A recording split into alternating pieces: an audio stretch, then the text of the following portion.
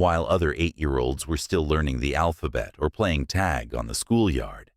Leah, a tiny black girl, daughter of a janitor, was busy sketching circuit diagrams in a tattered notebook and tinkering with broken radios salvaged from the city dump. Every day she followed her mother to Virion, a towering tech corporation with cold stone hallways and glass doors that never fully silenced the world outside. Leah would sit quietly in a hidden corner, on a soft bench near the front desk, invisible behind hurried footsteps and glances that passed right through her. No one asked what she was doing. No one cared. But in that hidden corner, a mind was awakening. Each electronic symbol she drew sparked to life in her imagination, forming streams of code, alive, electric, written in a language she understood better than anyone in that building. Then one morning, just like any other, everything went black. The lights shut off, screens went dark, servers died, the entire system crashed, engineers panicked, managers froze, doors locked themselves shut. And in the middle of that chaos, Leah simply tilted her head, opened her notebook, and scribbled 3 quiet words. Socket overflow loop? No one realized it yet, but in that room only one person truly understood what was happening. An 8-year-old girl, invisible to the world, but about to do something no one in that entire system had ever dared to imagine. Leah always walked exactly 6 steps behind her mother. No one told her to. She just liked watching the way her mother moved through spaces that were never meant for them. Hallways lined with marble as cold as silence, where everyone wore a name tag, a title, a reason to exist. Her mother didn't look at anyone. She didn't speak. She just walked, as if she'd accepted her role as a shadow in a system too big to question. Leah learned that early. Sometimes, to survive in a world that wasn't made for you, the safest thing to do is to not be seen at all. She sat in the lobby corner, right next to the emergency exit, a patch of dim light where no one ever looked down, a faded backpack clutched tightly in her lap. Inside, a notebook filled with circuitry, a broken digital watch, and a USB stick with a cracked shell. Leah flipped through the pages, each one dense with simulated circuits, then started to draw. Not childish doodles, no hearts, no smiley faces, but logic maps, imagined circuit boards, spiraling algorithms, and lines of code she invented herself, a language all her own, alive, silent, encrypted. While the rest of the building braced for high-stakes meetings, Leah was writing things no one understood, things that could change everything, if someone, anyone, would just stop and see. The first moment came too fast, a silent flash. Then, darkness. Ceiling lights snapped off, computer monitors went black in unison, as if the entire building had just stopped breathing. For the first few seconds, no one said a word, just the sound of confusion, the creak of swivel chairs, sharp, unsettled breaths. Then, chaos. Shouts erupted. What's happening? Why can't we get into the system? We're under a cyber attack. Engineers rushed toward the control room. Managers sprinted into the hallway, phones pressed tight against their ears. High-level executives screamed into headsets, voices sharp and frantic. And Leah. She stayed exactly where she was, perched on the edge of her usual bench, feet gently swinging, not startled, not afraid, just watching. Her eyes scanned everything. The router's blinking lights, erratic and uneven, distorted sounds from the intercom, cutting in and out. Circuit board emergency lights, flickering off rhythm, like a heartbeat losing its pace. To others, it was noise. To Leah, it was a map. She pulled out her pencil, flipped to a new page in her notebook, and wrote a single line. Socket overflow loop. No one saw her. No one heard her. But while the entire system stumbled blindly in the dark, an 8-year-old girl had already begun connecting the first signs of the truth. Leah didn't ask. She didn't run.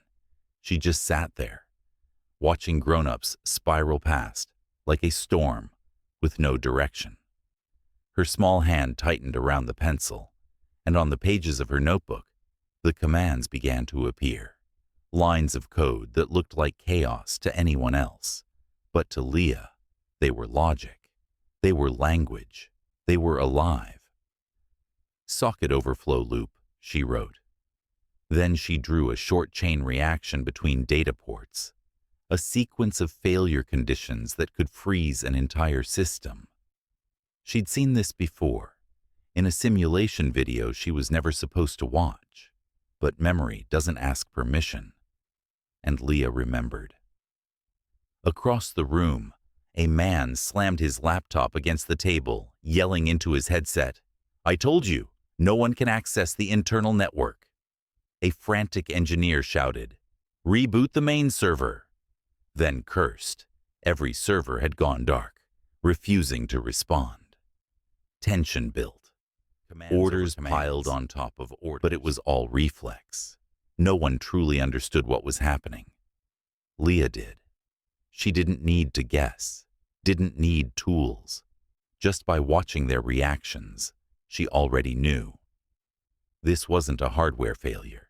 It wasn't an external breach. It was internal. Not an invasion, but a lockout, like a door programmed to open. Only if you understood how it was meant to close. In a room full of brilliant adults, only one person was truly listening to what the system was trying to say. And that person was an 8-year-old girl. Leah hadn't planned to speak. She knew the rules of being invisible. Don't speak unless someone asks. But amidst the shouting, the overlapping commands and rising panic, she noticed a pause, a window of silence, one strange second where no one knew what to do next. And in that space, she whispered, barely loud enough to break the air, "Have you checked the socket overflow loop?" The words were soft as air, but they hit the room like a stone dropped into still water. Heads turned. A man frowned. What did she just say? Another let out a dismissive laugh. Who let a kid in here? And just like that, the judgment came crashing down, reflexive, instant. No one believed for a second that a little girl in a faded hoodie, clutching a beat-up notebook covered in scribbles, could possibly understand the workings of a multi-million-dollar system. Leah's face flushed. Her fingers gripped the edge of her notebook. She'd made a mistake speaking up. She knew it, until a voice rose from the back of the room. "Wait." A young man near the doorway, younger than the rest, still holding an unopened tablet in his hands. His name tag read, Elias. He didn't laugh, didn't mock. He tilted his head slightly, then said, slowly and clearly, "She's right. If it's an overflow loop, it could be a recursive lock point that's blocking every command. And none of us have checked for that." The room fell silent again. But this time, because someone had actually listened, and for the first time, Leah wasn't completely alone. "Let the kid try," someone muttered, half sarcastic, half defeated, as if there was nothing left to lose. No one stopped Leah, but no one truly believed anything would come of it either. She walked slowly toward the terminal, like stepping into a forbidden room. Dozens of adult eyes locked on her every move. Elias quietly pulled out a chair for her, then leaned in and said gently, like someone offering a map to the lost, "The keyboard's a bit high. You can stand on the seat if you need." Leah nodded, climbed up, clutched her notebook tightly to her chest like a shield. No one told her what to do. No one even thought to explain. They were only waiting. For proof, she would fail. Leah looked at the screen. She didn't touch it right away. She studied it. Every frozen line of code, every error window, every interface layer buried beneath that glaring red security overlay.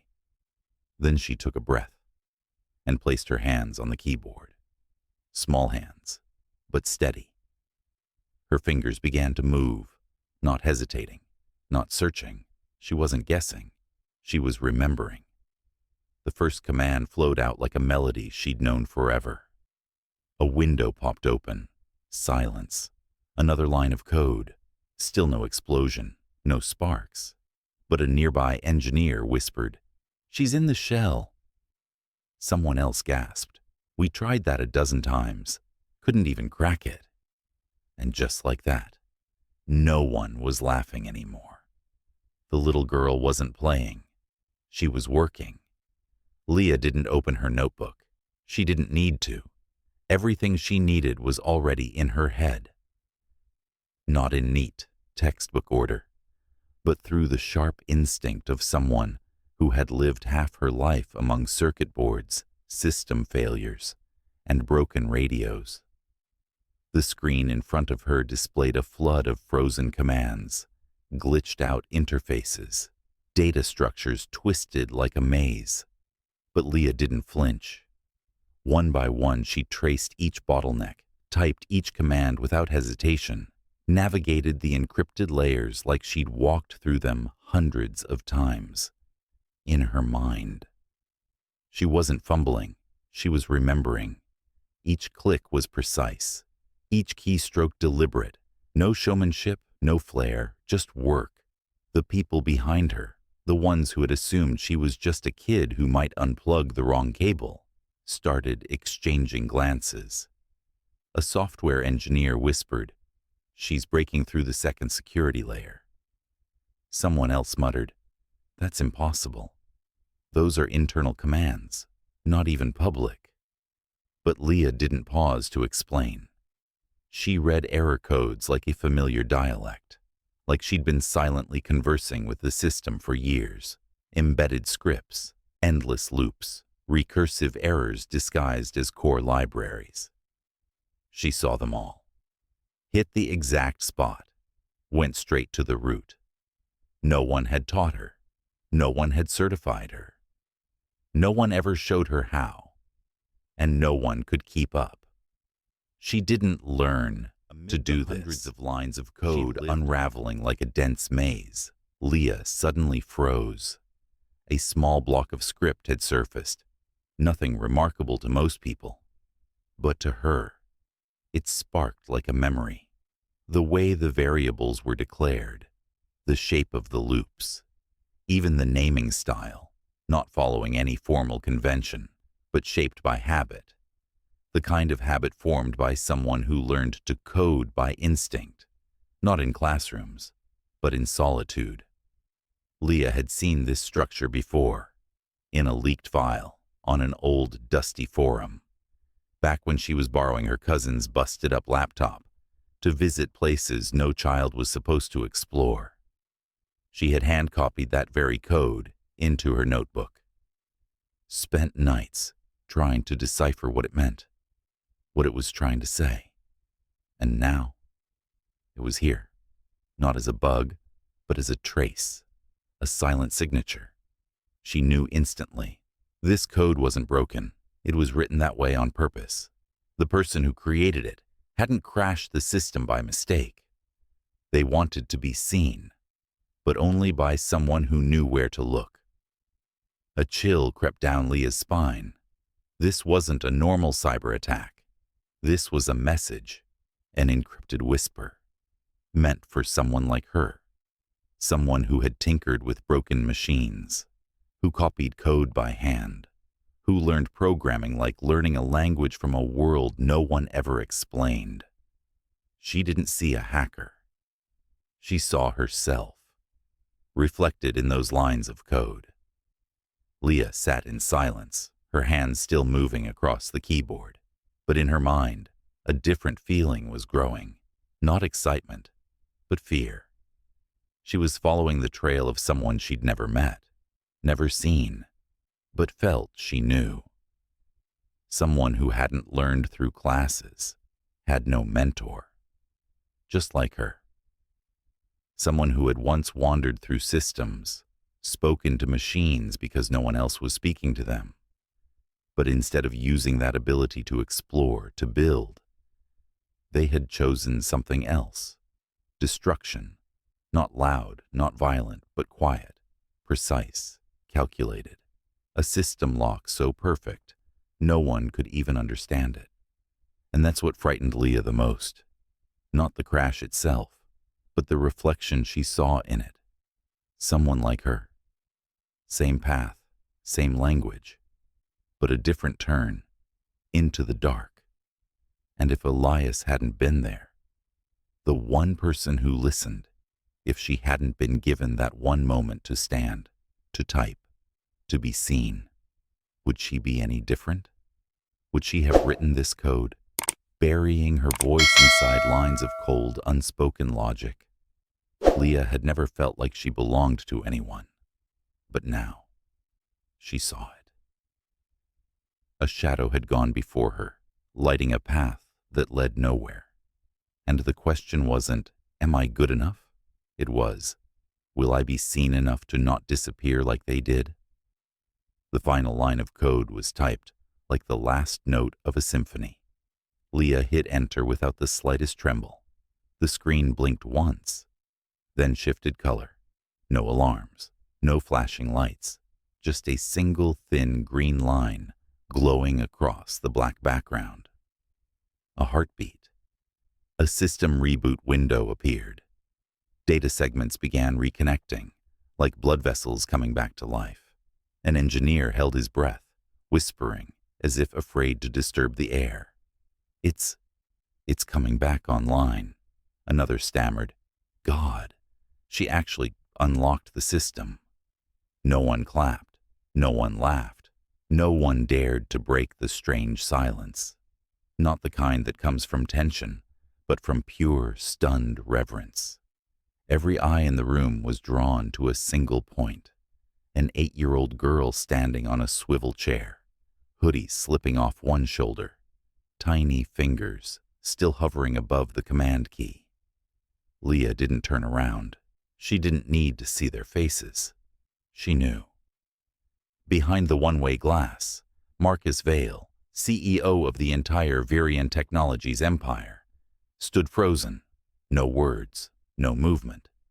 His eyes locked onto the little girl, as if staring into a rupture in the very system he'd built. She didn't look like anyone he'd ever hired. No resume, no credentials, no degrees, and yet she had just saved a multi-million-dollar network, and did it like it was the only thing she ever knew how to do. That night, Marcus sat alone in his office. City lights spilled through the tall windows, casting long shadows across the floor. On the screen before him, a security camera clip.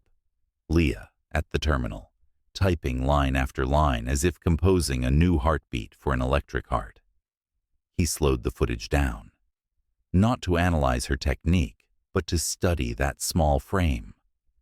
Those steady shoulders, that absolute focus, that face completely untouched by the need for recognition. She hadn't asked permission to enter this world. She simply stepped in and fixed it. Then something stirred in his chest. A memory, long buried. A little girl sitting on the orphanage steps back in Aveline, hands wrapped around a rusted radio, fingers stained with oil, twisting wires together with the quiet belief that someday she could touch the sound of the outside world. She was always there. She never said much. Each afternoon, waiting, as if convinced that connection was possible. He had never asked her name, and one day she vanished. All she left behind was an image he'd tried to forget, a child who believed in something the adults had already given up on. Now, Leah, with graphite-stained fingers and eyes untouched by fear, had typed her way through a door Marcus hadn't dared to open in years. And as he stared at her on the screen, Marcus didn't see a child. He saw a second chance, not for the company, but for himself. To believe again in something he thought was lost, faith in the impossible. Marcus came unannounced, no formal letter, no motorcade. He walked down a narrow alley and stopped in front of a peeling, paint-chipped door on the ground floor of an old apartment complex. The woman who opened it was Leah's mother, a broom still in her hand, worry plain in her eyes. Did she do something wrong? She asked softly, cautiously. Marcus shook his head, then smiled. A kind of smile not found in any boardroom vocabulary. No, he said. She did everything right. The apartment was cramped, with cracked tiles and crumbling walls. But inside, it felt like a different world. Copper wires, capacitors, circuit boards, salvaged from trash, all neatly arranged.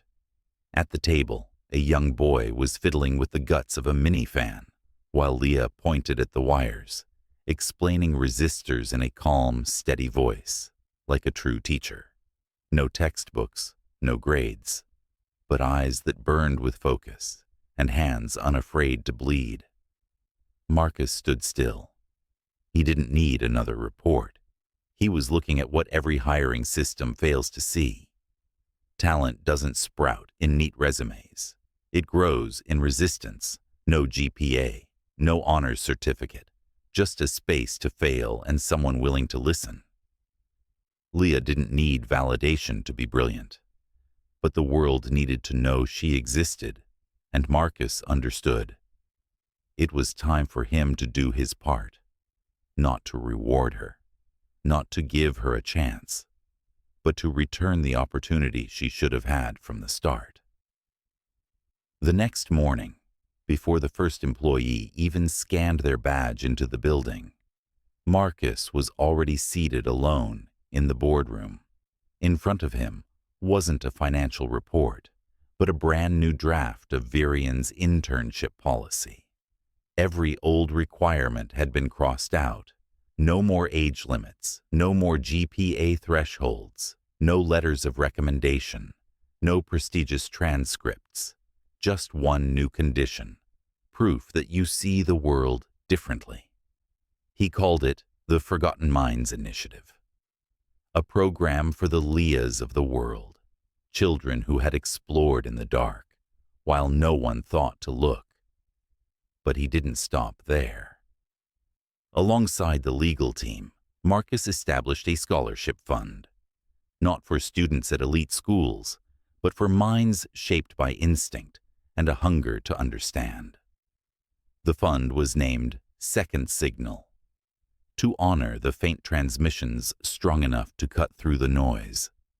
And as a quiet act of acknowledgement, he renamed the company's internal firewall, its most critical line of defense, to Elia Protect. Not for technical precision, but for the one moment when a little girl dared to say 3 words no one else would say. And one intern named Elias chose to listen.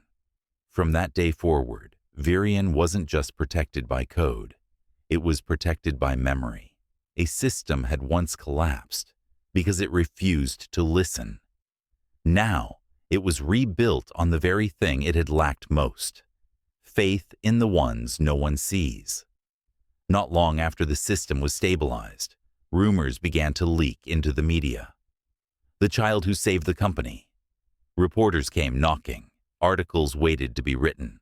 Cameras waited to roll. But Leah gave no interviews. She didn't go on camera. She didn't accept a single award. She continued showing up to Virian each morning, sitting at her familiar corner desk, wearing the same oversized hoodie with sleeves that hid her hands, typing lines of code only she could understand. One late evening, after the office lights had gone dark, Marcus returned from a long board meeting and found a folded slip of paper on his desk.